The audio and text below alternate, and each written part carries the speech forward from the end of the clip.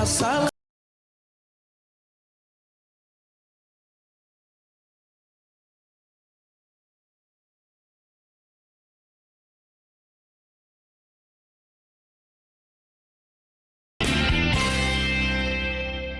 Boa tarde. Sabemos que todos nós temos o direito de ir e vir, mas temos a consciência que sem vida ninguém vai nem vem. O final de semana principia. Se puder, fique em casa. Proteja-se. A gente te faz companhia. Está no ar, TV Sintese.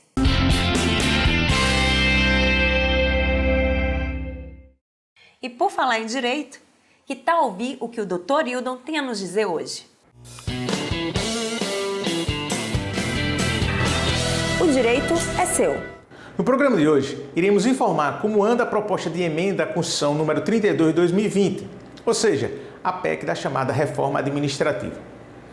Ano passado, apresentamos nesse mesmo espaço as principais mudanças dessa PEC para todos os servidores públicos do Brasil.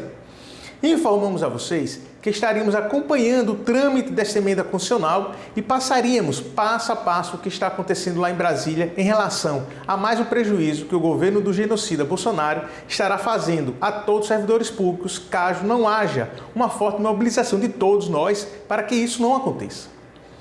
Pois bem, em virtude da existência de um processo legislativo em todas as Assembleias dos Estados, das Câmaras de Vereadores e do Congresso Nacional, as propostas de criação, exclusão e alteração das leis têm por obrigação passarem por comissões que são formadas por nossos representantes, onde eles discutirão a constitucionalidade, a viabilidade econômica e social das leis, para somente depois ir a plenário para votação.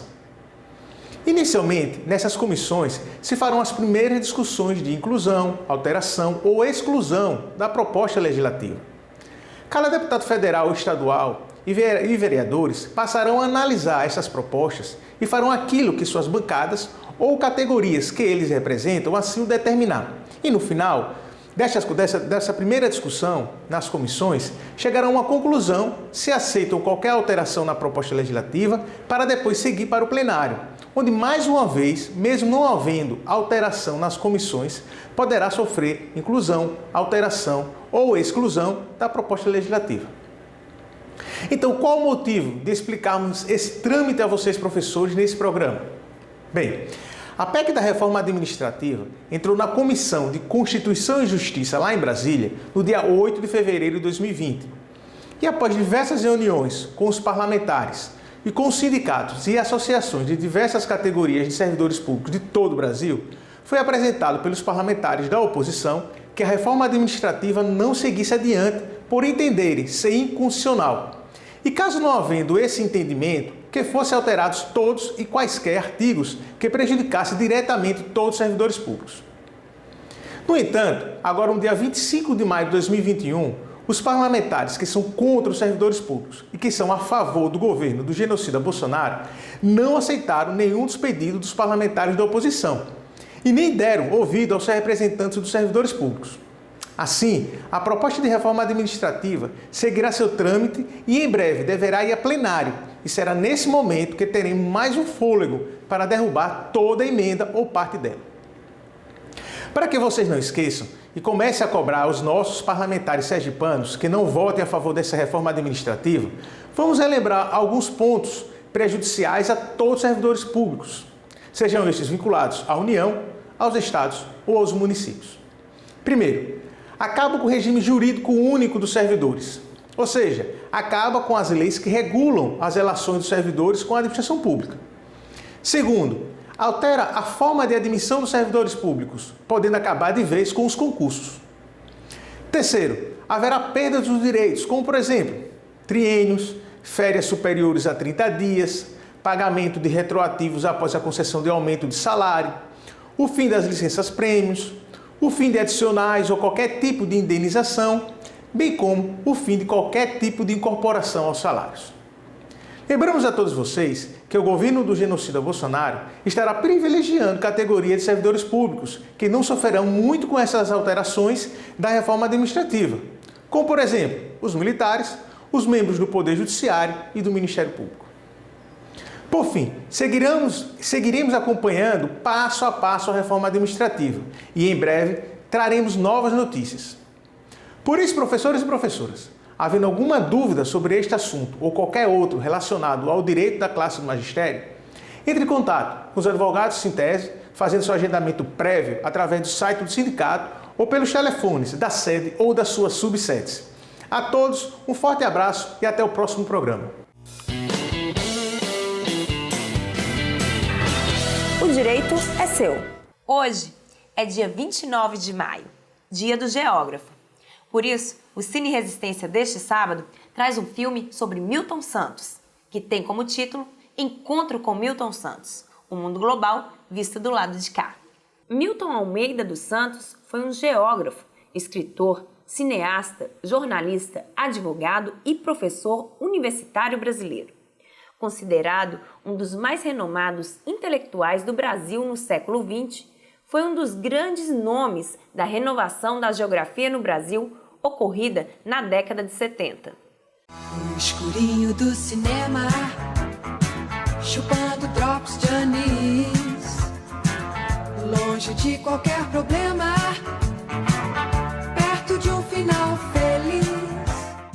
Quando o mundo estava pautado pelo pensamento único da globalização, o professor Milton Santos foi a voz discordante, denunciando as perversidades do que chamou de globalitarismo, sistema econômico que provoca a concentração de riqueza entre os ricos e que distribui mais pobreza para os desfavorecidos. Fruto de 7 anos de trabalho, Encontro com Milton Santos, ou O Mundo Global Visto do Lado de Cá, apresenta a última entrevista do geógrafo, gravada em janeiro de 2001, 5 meses antes da sua morte.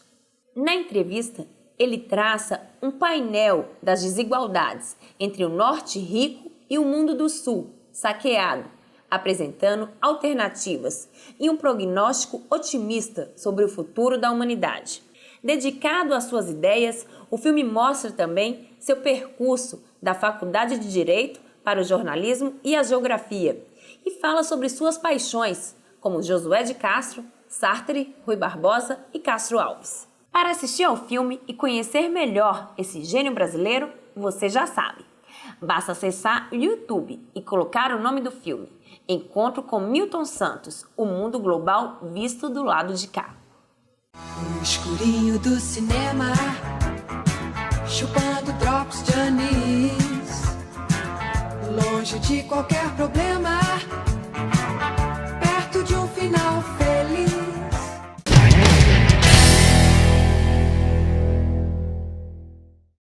Atenção, aposentados e aposentadas do Magistério Público Estadual. O Sintese chama para uma plenária de forma virtual no dia 1º de junho, às 14h30. Na pauta, encaminhamentos de luta para a suspensão do desconto de 14% dos aposentados e aposentadas. Informe sobre o redutor salarial e o que ocorrer. Participe! Sintese, somos muitos, somos fortes. Nossa entrevistada do programa de hoje é a professora Arlete Silva, que faz parte do coletivo antirracista do Sintese. Boa tarde, professora Arlete Silva, tudo bem? Professora, para começar, eu gostaria que você explicasse para a gente qual a importância de um coletivo antirracista no núcleo do movimento sindical. No nosso caso, no coletivo de combate ao racismo do Sintese, como é um sindicato de professores, a gente tem uma atuação muito importante dentro das escolas, onde a gente conversa com os jovens, a gente faz projetos antirracismo, a gente faz projeto de uma consciência mais efetiva, onde a gente ensina os nossos alunos a ser antirracista. Tá? E no mundo sindical, mais importante ainda é no núcleo de trabalhadores, onde muitos trabalhadores sofrem discriminação, sofrem racismo, a respeito de empregadas domésticas que sofrem assédios e sofrem preconceito nos seus meios onde trabalham. Quais as ações que o núcleo antirracista do Sintese promove e quem pode participar? O coletivo de combate ao racismo do Sintese ele é formado por dirigentes do Sintese, né, onde a gente tem diretores da direção executiva, a gente tem os coordenadores de subsede também, né. Como eu falei antes, o nosso coletivo, por ser de professores, a nossa primeira atuação é dentro das escolas.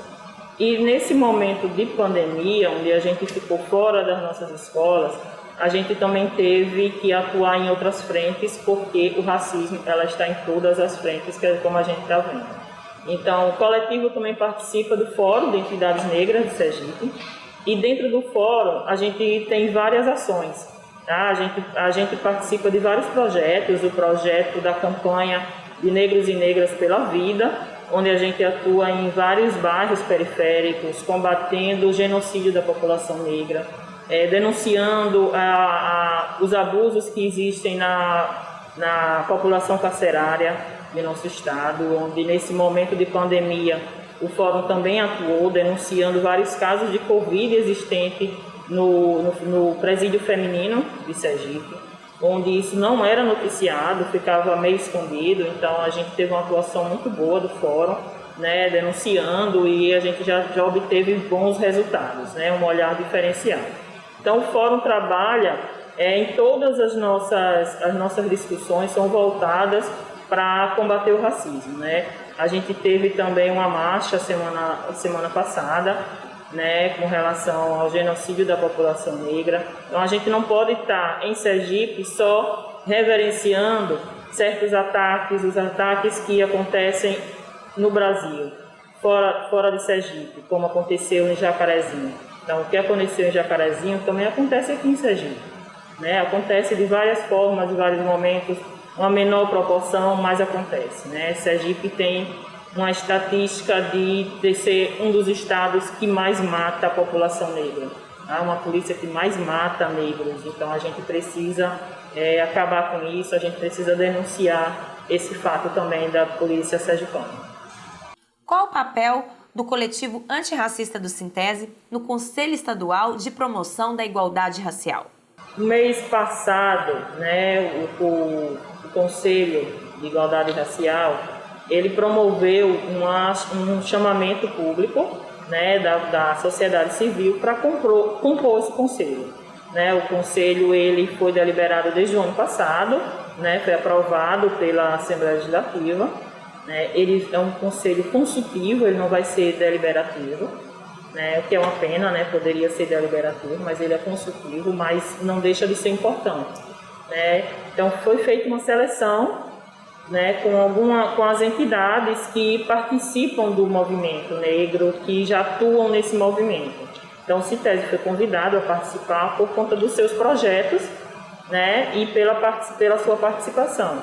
Então a gente teve várias categorias, a gente teve pessoal que concorreu na categoria quilombola, outros de movimento de população de rua, e o Sintese concorreu na categoria de trabalhadores, né? Então, como nós somos, Sintese, somos trabalhadores em educação, né? Temos o nosso coletivo muito atuante, então a gente teve que enviar relatório das nossas ações de 2 anos para cá.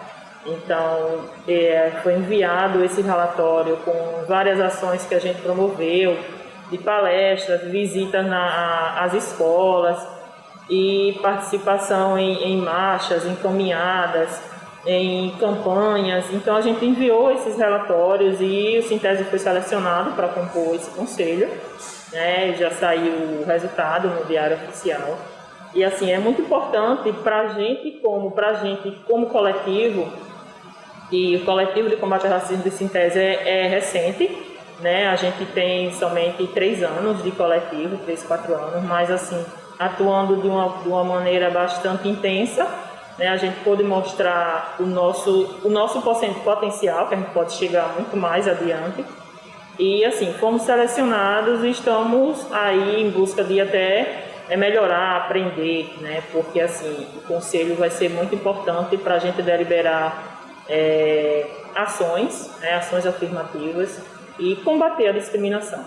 A pesquisadora Roberta Godin, da Escola Nacional de Saúde Pública da Fiocruz, define racismo como um sistema de poder que se reproduz política, econômica e socialmente, no sentido de manter vidas em posições subalternas, como parte da estrutura de distribuição desigual de riqueza. Professora Arlete, dados apontam que as pessoas negras são as que mais morrem infectadas pela Covid-19. Você acredita que o racismo contribui para a letalidade maior da Covid-19 na comunidade negra?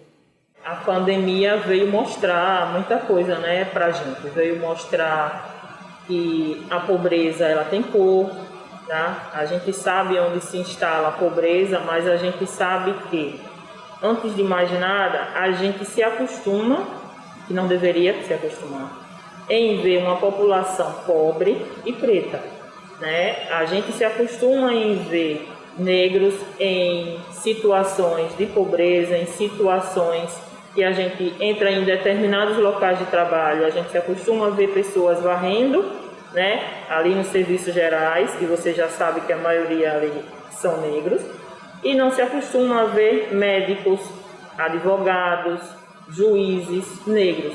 Então, assim, a gente precisa acabar com isso. E essa pandemia veio mostrar muito isso, né? Veio mostrar que a nossa população preta, ela não tem emprego, ela não tem onde morar, ela não tem onde comer, não tem o que comer.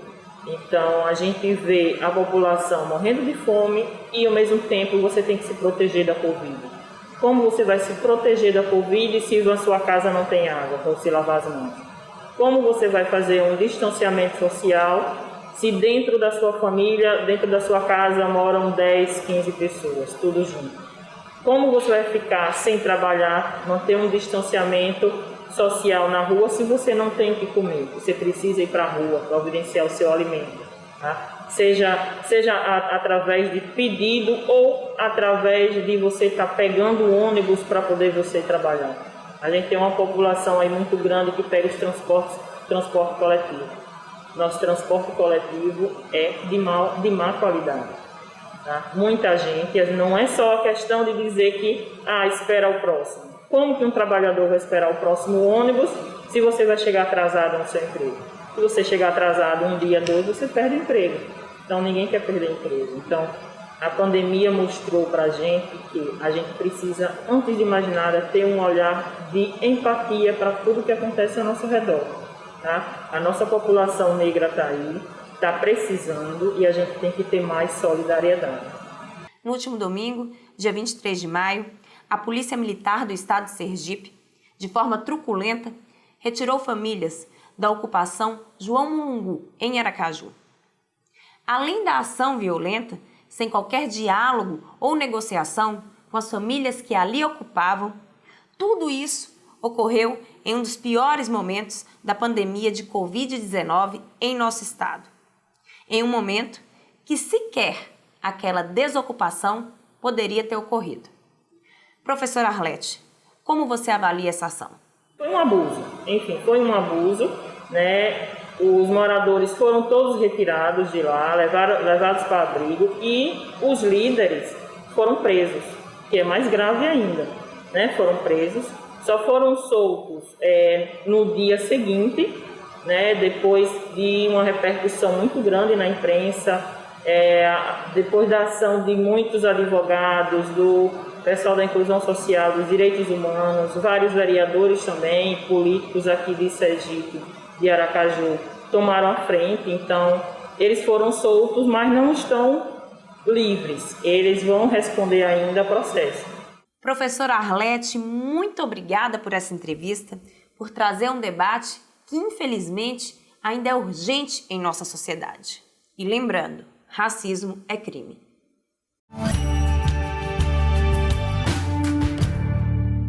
O programa acabou. A vida continua. Estaremos juntos sempre. Como dizia o poetinha Vinícius de Moraes, amar é estar perto, se longe, e mais perto ainda, se perto. A você, boa tarde e boa sorte. Até semana que vem, pessoal. Tchau.